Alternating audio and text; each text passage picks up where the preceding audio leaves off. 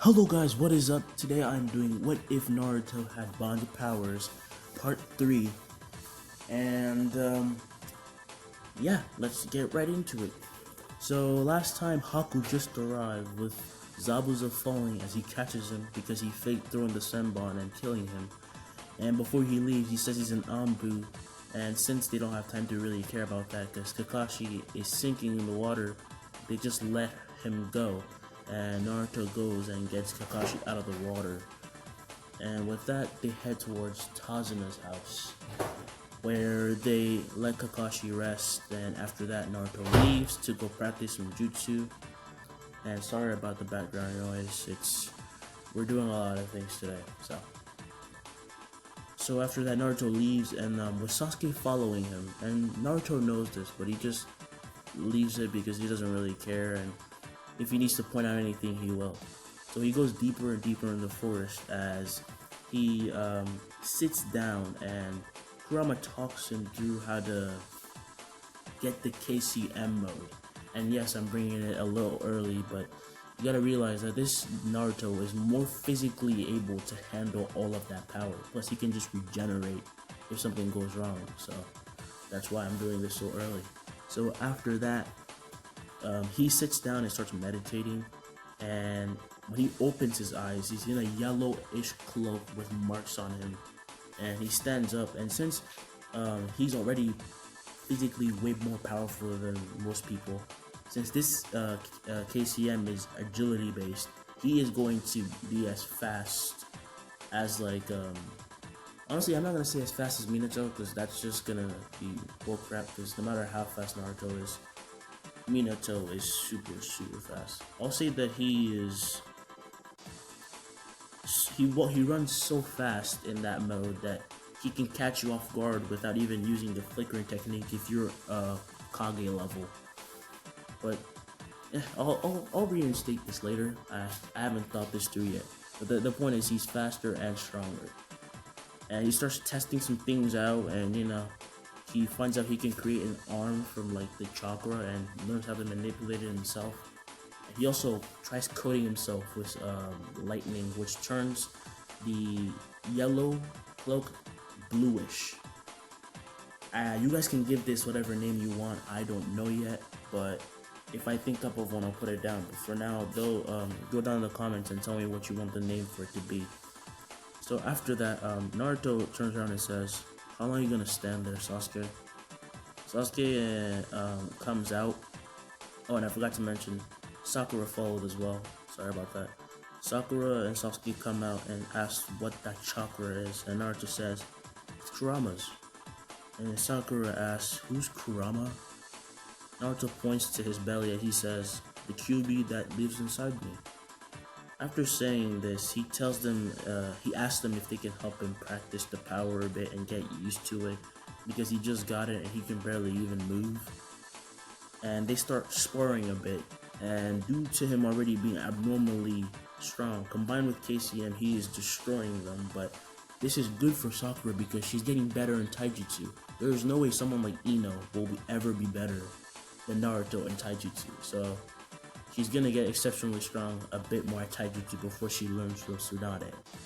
So yeah, Sasuke's eyes are also starting to change a bit, and they're fighting, and at one point Sasuke just bursts out in like anger because he just can't get a hit on Naruto, and his eyes turn into a Tsutomoe in one eye, and he bleeds a bit.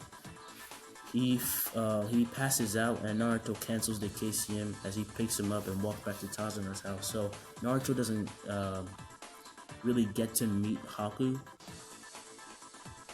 I'm just gonna say that for now. He doesn't really get to meet Haku out. So after they bring him back, they stay inside, they sleep, and the next day Kakashi's feeling better, so he says he wants to train them. And Naruto already being like pretty proficient with chakra control due to Kurama's help, he asks Kakashi if he can go train by himself. Kakashi agrees, and he goes up to I'll say he just goes deeper in the forest away from everyone because he is about to learn the summoning jutsu. When he gets there, it takes him 3 tries, so I'll say about like 5 minutes for him to concentrate the chakra and do a contract.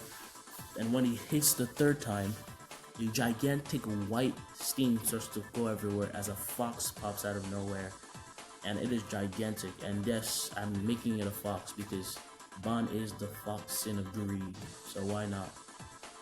I don't really know the name. I don't know what I should give as a name to the fox, but I'll just call him Sin. Yeah, Sin for now until you guys find a better name. So after that, they do the contract, and since he is the sin of greed, he just feels more of an attachment to Naruto because it feels like they're just really compatible. So he shrinks down and sits on his shoulder and just starts resting a bit. And Team 7 actually notice the steam everywhere and the white stuff and start heading towards Naruto's region because they think that it might be Zabuza attacking with the mist again. So when they go, they see a fox transforming into a little one and sitting on Naruto's shoulder. And Naruto tells them about the summoning and everything. And yeah, now Naruto has a fox.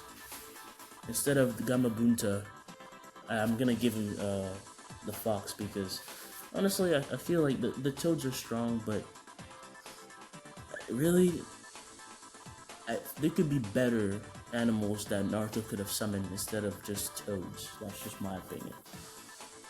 The next day, they all head out into the bridge to, see some things and how everything's going. And this time, Naruto is actually there. And as they step onto the bridge, the mist starts to fill everywhere, and Zabuza and Haku pop out. Naruto jumps in using Hunter Fest on both of them and starts overwhelming them with sheer strength. For a while, however, Haku gets him and cuts his hand off, with Zabuza kicking him back to his team. Naruto regenerates and is about to launch again, but is surrounded by mirrors. And everything goes just like in the original, except that this time when the Senbon are about to hit Naruto, he just takes it on before Sasuke can do anything. And Sasuke doesn't really mind because he knows that Naruto is just going to regenerate. Weirdly, he never really asked, but we'll get to that conversation later. And he just turns on KCM, which makes the Senbon pop out. And then he swats away the mirrors with his gigantic chakra hand. And then he plants his kick right in Haku's face and sends him flying towards the fight between Kakashi and Zabuza, and Kakashi still hits him with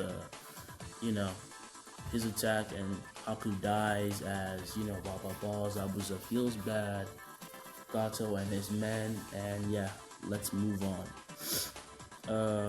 They are going back home, and the bridge is still named the Naruto Bridge, so that's good.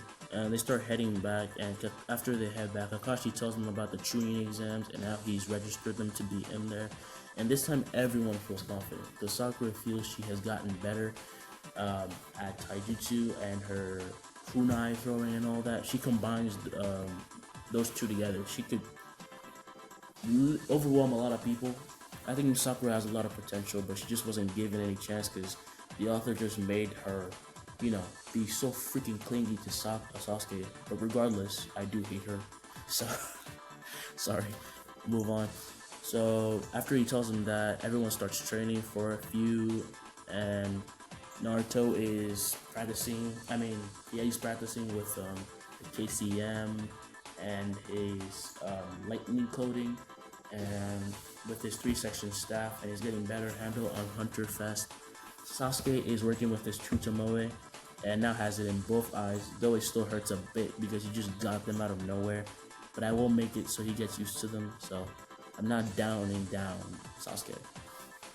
And Sakura is working on kunai throwing and taijutsu, and sometimes asks Naruto for a sparring session. I'm gonna make her a bit more ambitious. She can't be stuck to Sasuke all the time. That's just stupid. One day, Naruto's walking around. He sees Konohamaru being, harassed by some Sangenin and decides to jump in and says, "Hey, let him go." Kankuro says, "Why should I? He's the one that bumped into me first." Naruto starts getting pissed off because he doesn't like people with arrogant attitudes. Like I said in the last few what ifs, he doesn't like people who have that kind of tone. There's no need to be arrogant just because you're a little strong. So he body flickers right in front of him and then flicks him on the head, sending Kankuro flying. And Gaara could see him but barely. And he also notices Sasuke in the bushes, and he feels like he's surrounded by kind of two potentially really dangerous people. He barely sends Sasuke this time, and Naruto is just wow. After that, Naruto takes Konohamaru and they start walking back, and he says, "Don't get cocky just because you're a little strong. It's not really worth anything if you can't actually defend yourself." This pisses off Kankuro and Gaara a bit, because Gaara has never been really called weak, so he feels his ego a little bit, ruined a bit. Tamari helps Kankuro up, and they leave with Gaara being more on guard than he has ever been. And he feels like he's finally found two worthy opponents.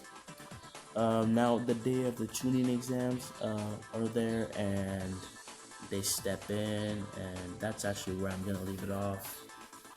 After this what if, I'm gonna do I'm gonna be doing what if Deku trained like Baki, part 3, I believe. Yeah, part 3. So this was I was reminded by someone that I need to do this part again, so thank you for reminding me. I have been neglecting on other what ifs. As soon as I started this, I should have tried to post others. I just wanted to focus on the script of this more. So yeah, don't forget to like, subscribe, and hit the notification bell so you can always know when these new videos come in. And comment down below. Tell me what you think about this what if in general. I want to get your opinions. And yeah, till next time.